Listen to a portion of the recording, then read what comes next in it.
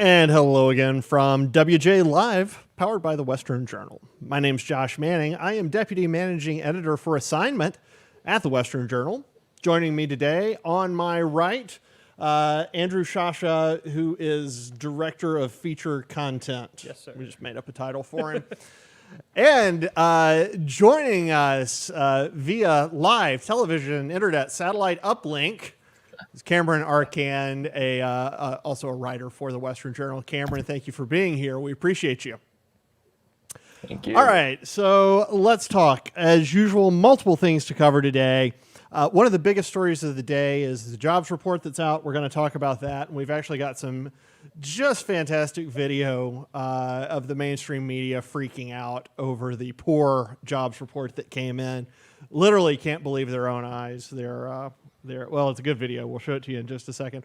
We're also going to cut from jobs reports in Wall Street and manufacturing over to farms. We're going to look at farm taxes and an interesting move from the Biden administration that I'm looking forward to Cameron's analysis of that, because I can't decide if Biden is accidentally being smart or if he's being foolishly brave or what the deal is, but looking forward to learning more about that. And then we're going to slip into politics itself and talk about the continued infighting in the Republican Party, specifically about Liz Cheney and what's happening there.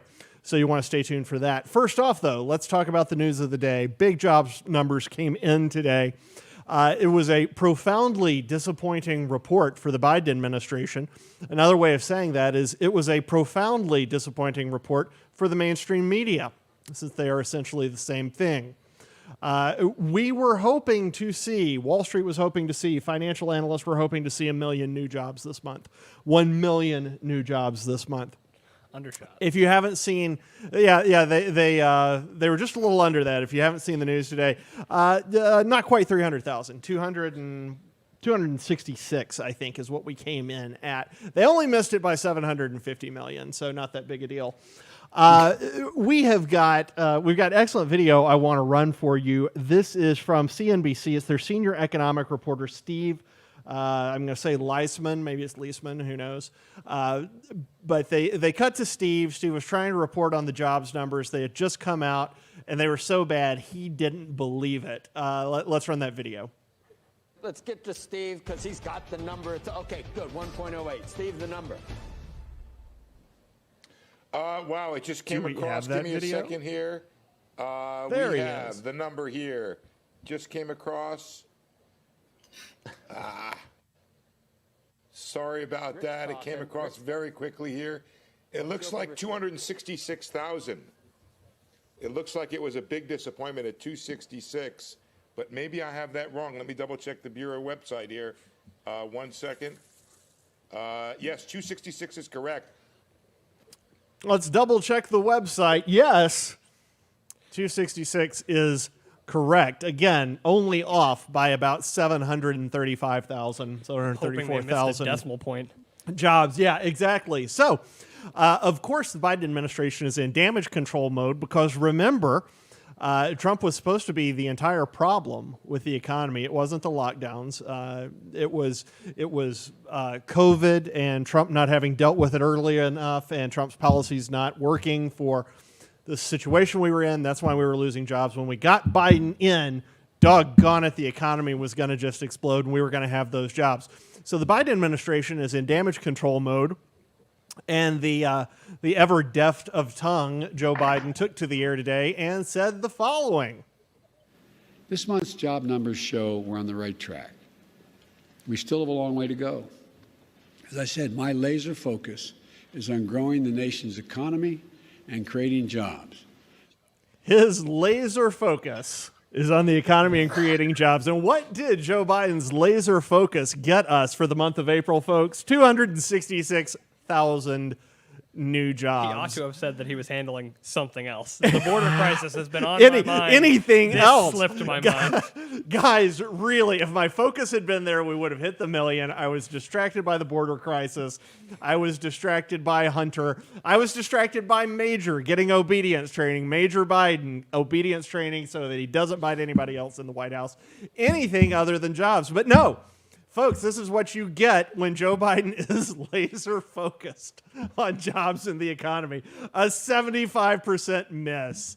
And Andrew, what is better for the country, for Joe Biden to be laser focused on the most vital issues plaguing the country, or would we just be better off if he focused on his dog? I have to say that we'd probably be better off if he just went and took a nap and let the puppeteers work their magic back there in the White House. I mean, the rest of the administration can probably, the bureaucrats, the politically shrewd, they can handle it. Go take a nap, Joe. I mean, that video is a perfect summation of just what we're going to get with this administration for the next 4 years is always moving in the right direction, never getting there. We've got a long way to go. It's the same thing that we've had throughout his hard career, road. and it's the same thing that we're going to see here because there is no solution. It was, the entire campaign was, Donald Trump is doing it wrong, I will do it right because I'm going to restore the soul of America. Whether or not the economy and the social norms get restored is beside the point. Okay, so Cameron, I want to bring you in just a second, but if you're watching right now, let's just think about this in terms of what Biden just said. In fact, run the Biden clip again. I want to run the Biden clip again, and then I'm going to want to run the CNBC clip. Run the Biden clip again. This month's job numbers show we're on the right track. We still have a long way to go. As I said, my laser focus is on growing the nation's economy and creating jobs. All right, now let's show what his laser focus looks like. Let's show what happens when the media sees what his laser focus results in. Run CNBC. Let's get to Steve because he's got the number. Okay, good, 1.08. Steve, the number.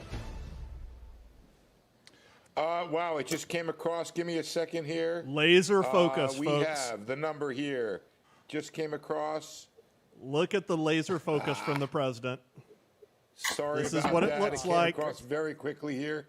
It looks like 266,000.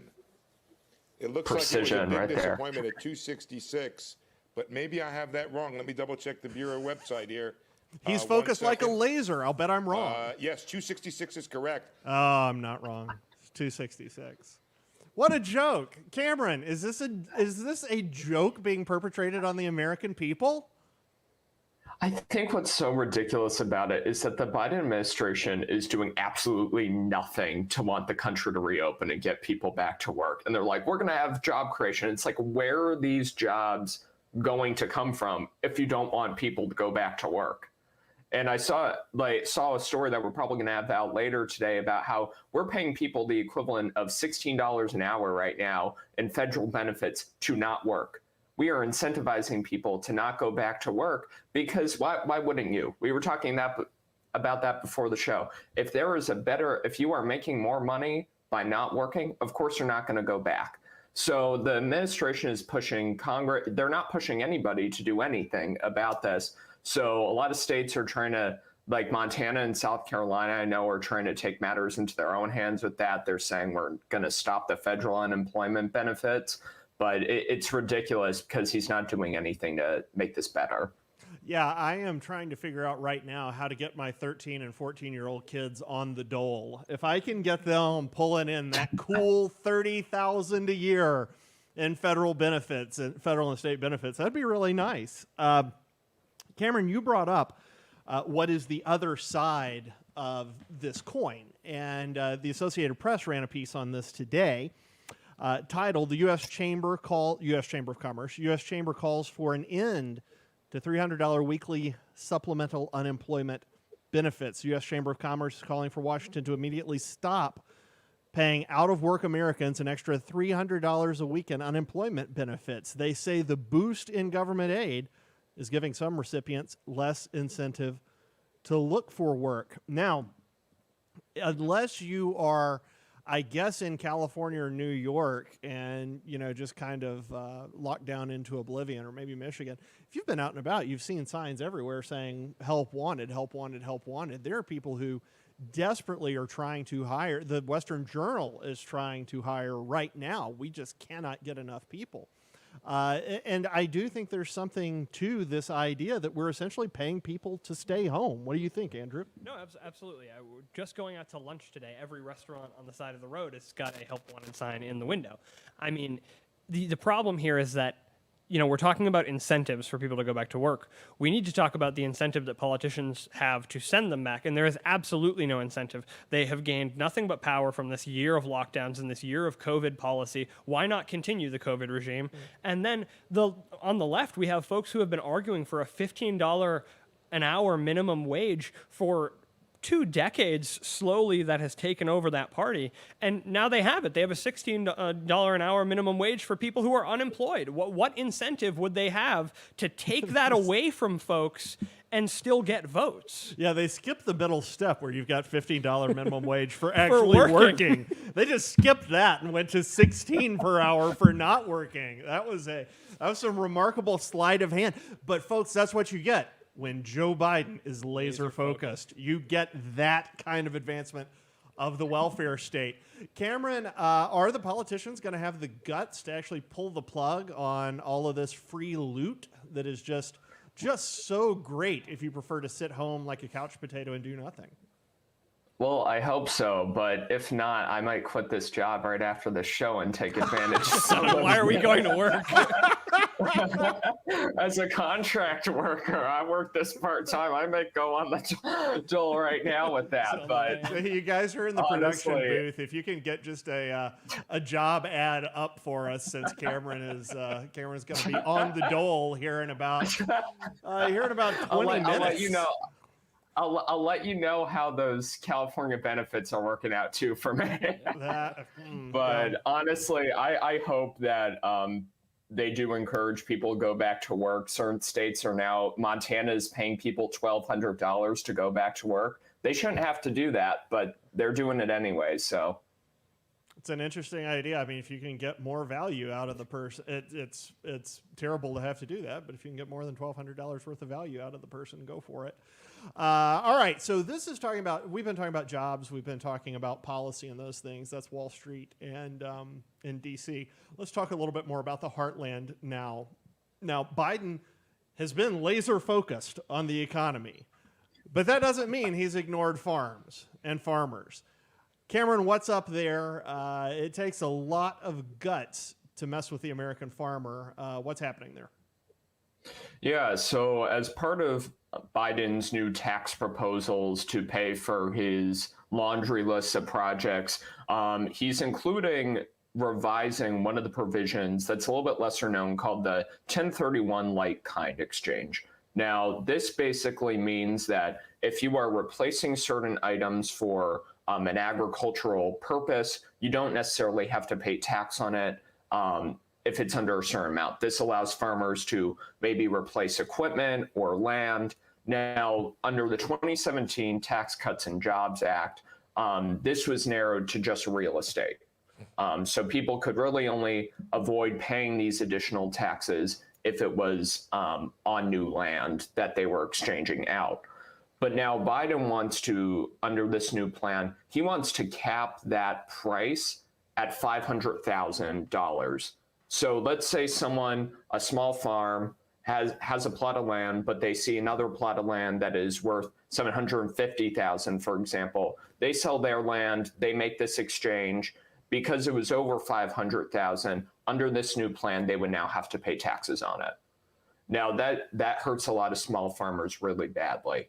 Now, kind of my question I kind of wanted to bring up to you guys is, a lot of times the agriculture business is very much so overlooked by bureaucrats and the coastal elitists in a sense. And I kind of want to get at what is necessarily the benefit of doing something like this, especially in our recovering economy. This is kind of a broader look at kind of what the left wants right now. I mean, the idea that they've been cranking down on the American farmer when it comes to, emissions. These are folks who are, running out on, diesel equipment. They are, there's cows all over these farms, all over the United States. We're talking about, the methane problem that they want to talk about with climate change. We're talking about Monsanto, Roundup, every which way yes, they're getting hit. Everything about the American farm can go back for the left, at least, to environmental problems. And so, I mean, whether or not raising taxes will, what the benefit is. The benefit for them is that, maybe these people will consider something else. The left is happy to kind of, for lack of a better term, whore us out to the global economy when it comes to other things. So if they can dispense with these middle American workers, these blue collar folks who are going out and farming every day, and we can pull food in from overseas, what's the big problem? We can send folks to school and they can learn to code. So, Cameron, and this hurts small farmers particularly because they might need to expand a little bit, whereas giant corporate farms, they've already got all the land they need. Is that the thinking on this?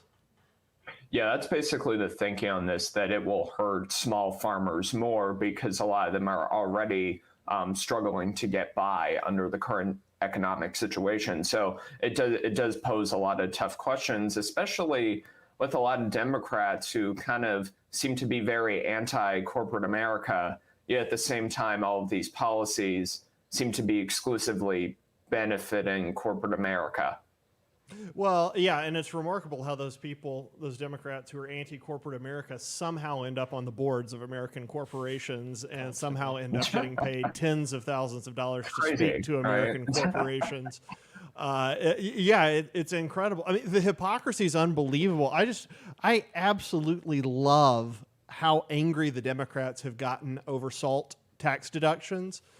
And if you don't know what those are, essentially, if you pay a whole lot in state income taxes, you can deduct that from your federal income taxes.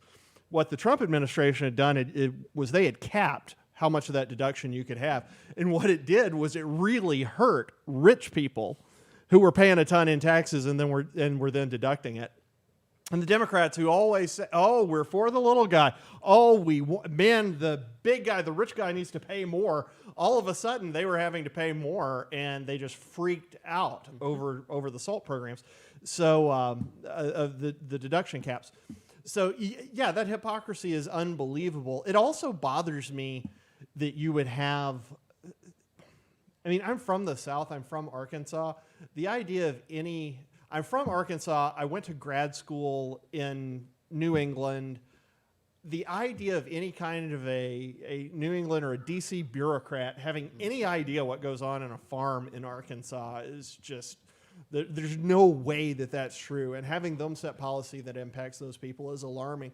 But then the flip side of it is the American farmer in some ways is super coddled because of protectionist policies. And so honestly, I have not done enough reading and enough research to know how to solve that problem. But it does seem to me that one of the problems America is dealing with right now is the uneven application of regulation and taxes. And if you're going to tax the American farmer, the small farmers, you should be taxing the big guys too, it seems to me. It doesn't seem that the creation of loopholes and special interests, the creation of loopholes breeds special interests who then create more loopholes. And ultimately what that means is that the guys who can't afford the good accountants or the lobbyists, they're the ones who end up paying the taxes, and that sucks. Yeah. Any last thoughts on that, Cameron? Yeah, I'm just going to kind of close it out and say it's so interesting how a lot of these administrations will almost kind of passively find the worst possible place to create a deduction, and that's almost always where it's going to get hurt. So I'm going to double down on that point of hypocrisy there with that, and also just kind of the blatant lack of concern or maybe even compassion when it comes to the more individual breakdown of how this financially impacts people.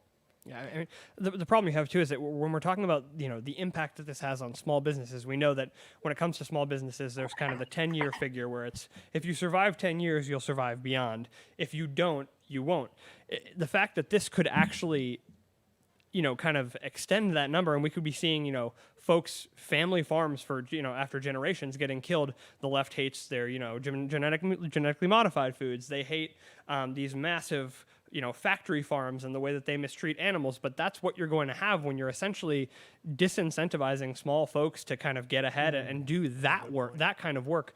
And you guys are getting at a great point is that who it helps and who it benefits is, it benefits the pocket of the DC bureaucrat and the DC politician, those, all the accountants, all the lobbyists, and all of the folks on the Hill. And that's kind of, we've gone from Wall Street to Middle America, and now I want to talk about the Hill real bad, because as usual, they're fighting about absolutely nothing, backstabbing. I've got to make one point before you do this, though, and that is, folks, I can't wait to see what happens when President Biden turns his laser focus onto the American farmer, and then when we're expecting to hit what we would consider 100% efficiency as far as production of food and stuff goes, we end up coming in at 26%. That's gonna be great. Laser focus, folks. I mean, at this point, I hope he puts his laser focus on beating the Republican Party in 2022 and 2024. He could put his laser focus on helping ISIS. He could put his laser focus on pro-choice causes. Any of these things would be fantastic. Absolutely, anything that would benefit us like this. If you can put your focus on something and cut it by 75%, man, that is that's a heck of a talent. Anyway, sorry. Got the golden touch, the Midas touch there. But you're right. Maybe the laser focus needs to be on the Republican Party. They can have a field based day. on what you're about to say. So, we've seen, after months of controversy, there was a pretty weak resolution to the whole, Liz Cheney, Marjorie Taylor Greene infighting at Congress. And of course, it has been, that wound has been reopened, and they're flicking salt back into it. The last couple weeks, we've seen that it appears the party may be preparing. There were some reports at the beginning of the week, or actually in the last 48 hours, that House leadership, House, not Speaker, Minority Leader, Kevin McCarthy, and some of the other ranking members of the Republican Party may be through with Liz Cheney. They may be willing to kind of push her to the side. Now, I think part of this has come from kind of the backlash that the populist base, the Trump base, has had against Liz Cheney for her treatment of the election fraud conversation. And part of it is, folks are tired of the Cheney line, the Bush line, these dynasties in politics. And, the Republican Party has kind of been awakened to that as well, that we want those dynasties out. Whatever the reason may be, the infighting has begun again, and it looks like Cheney's going to get potentially pushed out. And the figure that has been on everyone's mouth this week in terms of replacement has been Elise Stefanik, a congresswoman from New York, a little bit more of a moderate conservative, certainly. And what happens every time that a hotshot Republican starts to rise in the polls and in the public opinion, the left, you know who the threat is, because the left-wing establishment media immediately trains their focus not on attacking that person, but making other Republicans attack that person. It's good, so Andrew. last night we see headlines from, last night we have a headline from Politico, MAGA World pans Stefanik. And so, of course, we had a couple of folks in the Trump camp, Jenna Ellis, of course, the president's former lawyer, or the former president's former lawyer. We had Raheem Kassam at National Pulse was saying that, she's not tough enough, Stefanik, that is not tough enough on immigration. She is mildly pro-LGBTQ. This is not a conservative, and this is not someone who should be in leadership. They don't like Cheney, but they don't like Stefanik either. Of course, this morning you have Sounds like a bunch of libertarians. the CNN has decided that they are going to come out with another headline this morning at 7 a.m. Following that suit. Not who we are as a country. That's a quote from Elise Stefanik, and it says, Stefanik once harshly blasted Trump rhetoric and policies. So, of course, we have, the goal here is, with this reporting, for conservatives to see it and to be trained on Elise Stefanik. She is a new enemy because she is against our former president. She is against the folks that led the party for the last 4 years after the Bush era was over. And so it's all an effort to continue to sow this dissent, and Republicans love to play into it. The question I have is essentially for you guys, why is the left so intent on defeating Stefanik? Now, are they worried that this is, a charismatic moderate who is an electoral threat in the future? Or are they looking to defend Cheney because they like that status quo statesman who is cool with, corporate America and cool with, the war caucus and all of those folks? What is it that's driving the left to attack this rising figure in the Republican Party? What do you say, Cameron? Well, I'll say this first is they kind of use the populist right as kind of like a tool for manipulation in a sense. They're kind of like the group that they're trying to manipulate, because I'll say this about the populist right, they're just as insatiable as a lot of the left is. Absolutely. Meaning, unless it is absolute 100 ideological purity or loyalty to Trump, I think that's really more of what the ideology is, then they don't want it. And I don't really agree with Liz Cheney on a whole lot. I think the reasoning why they're probably going to get rid of her in the conference probably should not be the reason that they are wanting to get rid of her in the conference chair position. But I would say that Elise Stefanik would probably be a good fit. And it's probably a lot of this division and stuff is really just kind of what happened to the whole woman supporting woman thing. And that's kind of goes into that whole thing as well. So whenever the media loves to put down conservative women in particular, unless they find some silver lining that aligns with their agenda. Now, they don't like Elise Stefanik either, because they're realizing that she's not insane. And they want to make her seem like she's insane. Well, and she was true. I would nickname her Schiff's bane. She was truly Adam Schiff's bane of existence during during the hearings down in the the skiff down in the skiff. You remember that? What it was called? The skiff, the super secret underground conference room where they interviewed all of the people who it turns out never heard Trump say anything about the Ukraine. And Stefanik was just brutal in there. I mean, I remember we ran story after story after her, and we were looking at her as like a rising star, like, okay. I think the points about ideological purity are really well taken. And that is part of the problem, I guess. I don't guess. That's part of the problem with populism. Is that it is essentially kind of a mob of people. And, sometimes they can be up to really good things. And sometimes they can be up to not very good things. And it can be fairly easy to sway them. To your point, I think that's what CNN and the media are trying to do. If they can turn kind of I don't mean this pejoratively, if they can turn kind of the MAGA mob on her, then they feel like they can take out another conservative woman or moderately conservative woman. If we fight with each other, they don't have to do any fighting whatsoever. Exactly. And these things go through, I mean, this is the least exciting way to put this, but these things do go through phases, because there are times when the left is just in absolute lockstep and Republicans are on the advance, and then there are times that and Republicans are infighting, and then it's reversed, where Republicans are in lockstep and leftists are infighting. Your read on that, though, I think, about what the media is trying to do with it is very good, Andrew. Go ahead. So I want to play a new take on an old game here. George loves to play clueless or corrupt when we talk about these things. I want to talk principled or pedantic. Is this, I think Cameron got it. Depending on the person, both. Cameron got in an excellent point talking about the fact that I think that Cheney should have been out a long time ago. I think that the dynasty movement has to go. I hate her War Caucus opinions. I hate her globalist opinions. But at the end of the day, I don't think that her take on the election fraud spectacle is the reason to get rid of her. Of course, that's the reason that has mobilized part of the party against her. So what I want to ask you guys is this infighting truly a matter of principle, or is it pedantry? Is it just them trying to say, grandstand, and people on either side of this issue are just saying, I am pure, I am right, this is the way to go, and it's really not that big of a matter at all? Are you talking about from Republicans? Yes. Republicans. Cameron?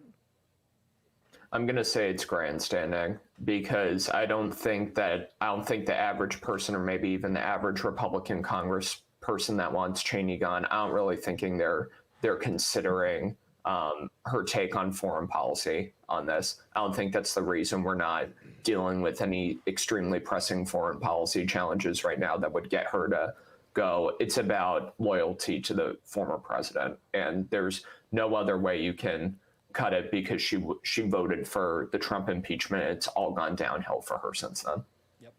Eric Erickson wrote a piece about this today. It'll be out on the Western Journal later today, or possibly tomorrow morning, hopefully later today, exploring this. And, he made the point that, Kevin McCarthy's way too savvy to sit on Fox News and be caught on a hot mic talking about Liz Cheney. I mean, he's way too savvy to have done that. He's that setting was the agenda completely planned. I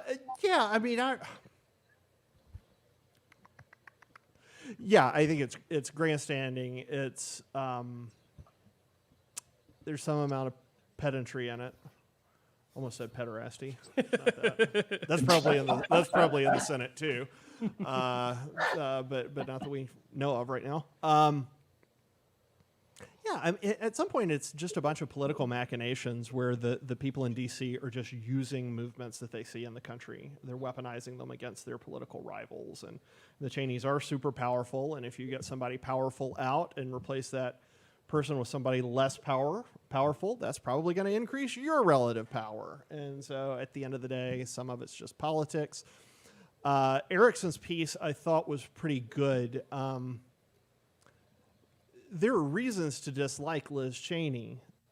The election thing is the last reason to dislike her. Maybe when all is said and done, the Maricopa recount's done, all of these things, maybe doomsday comes and we finally find out that, hey, the entire thing was rigged. Then she will have been wrong. But she will have been wrong for the right reasons. And you do have to have somebody who will stand up to a group of very frustrated, understandably, legitimately frustrated Americans and say, whoa, hang on for just a minute. We can't sacrifice the republic here. No. And look, if you're one of those angry Americans, I get it. I'm angry too. I can't count the number of conversations I had with my parents after this, with how frustrated they were. But the American constitutional system that you love so much, and I love so much, it is built on this idea that, hang on, we're going to be slow here. We're going to be slow. And one reason you have senators is to slow things down. And that's, for better or worse, right or wrong, that's what Liz Cheney was doing. It was probably the right move and one of the least popular right moves possible. And if you are a massive fan of President Trump, it's probably an unbelievably frustrating thing because you're sitting there thinking, man, if not for her, maybe he would still be in the White House. But it's not at all clear to me that that's actually the best outcome for the Republic in the long run. And I know that's hard to hear.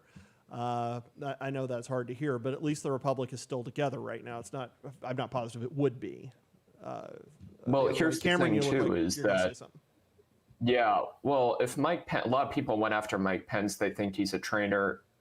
They think he's a rhino, whatever the hell that means, and stuff. And it's like that. A lot of people think that when he followed the Constitution and kind of went along with that, whether or not they think there was fraud or not, that was kind of what he had to do to, in a sense, to protect the country as a whole. Because like you were saying, we would probably be having some sort of, I don't like using the term civil war. I think that's totally over dramatizing what could have been happening, but maybe it wasn't. Crisis. Exactly. And you can't have a world where it is two different realities where people think there are two different presidents. And that's what we saw happening I remember writing for us between November and January. That was a miserable period of time because just the way we had to word things and the way we had to think over things. And I was getting emails every week saying, oh, just wait till something nothing ever happened. And I'm so sorry for everyone that was misguided and thought that there was some sort of false sense of hope. Because before I worked here, I was working at a campaign. And I was hearing on the phone banks, people had this doubt. But the doubt only started once when Trump said, don't go and vote by mail. And he was saying that before the election started. And I think kind of all this built up to that one moment. And I think that created a lot of issues. So I think even if it wasn't popular, they did what had to be done. People like Cheney, you're saying, did what had to be done? Yeah. So, and in defense of Trump on that for a moment, we never would have gotten to the point we got to had California not experimented with this stuff in 2018 and realized, oh, drop boxes are fantastic, we'll just let everybody mail things in. Had that not succeeded in California, had COVID not come along and had the DNC not seen this is our chance, and had you not had multiple state bureaucrats and members of the executive branch in states just unilaterally change voting rules, unconstitutionally change voting rules, we would not have this happening. And so Trump, I mean, we've all had this discussion a million times. Yeah, Trump didn't handle it right, but for Trump to come out and say, hey, what's happening here is not legit, that was legit for him to say. He was absolutely right. But Republicans, they're the most frustrating freaking creatures in the world. We could have gone after this before November 3rd, but we let it sit and we let it sit and we let it sit. And then Trump, being the impetuous person that he is, just couldn't take it anymore. And said, yeah, it's all a fraud. It's all fake. And I don't know how many of the votes were fake or how much of that was fraudulent, but the changes that were made were definitionally fraudulent. So anyway, you're right. It was an absolutely miserable time. For those of you who are watching us, who are reading during that time, and who are incredibly frustrated with us from time to time for not taking a stronger stance one way or the other, believe me, your piling on did not help. We were already completely miserable in the newsroom because, folks, at the end of the day, for people at the Western Journal, for people like Cameron, for people like Andrew, like myself, this is not about a candidate. It's not ultimately about politics per se. It's about preserving the Constitution, and it is about preserving truth. And those are really, really hard things to do sometimes, especially when politics mixes in. But those of you who are watching, who are in the fight, and who are so frustrated by all of this, and feel you were cheated on November 3rd, we love you to death, and we're so grateful you're fighting for your country. And we want to fight along with you. Any other last thoughts on any of this? Eric Erickson's Can't wait to check my email after this. Eric, it'll be filled with job offers. You said you're quitting. I'm going to talk to payroll as soon as you wrap. Yeah. So if there's nothing else, thank you all for tuning in this week. We've had a great week here with you. We are here every Monday, Wednesday, and Friday at 5 p.m. Eastern, 2 p.m. Pacific. 5 p.m. Eastern, 2 p.m. Pacific. And we try to bring you differing points of view, but essentially under the umbrella of a Christian conservative approach to the news, politics, and culture.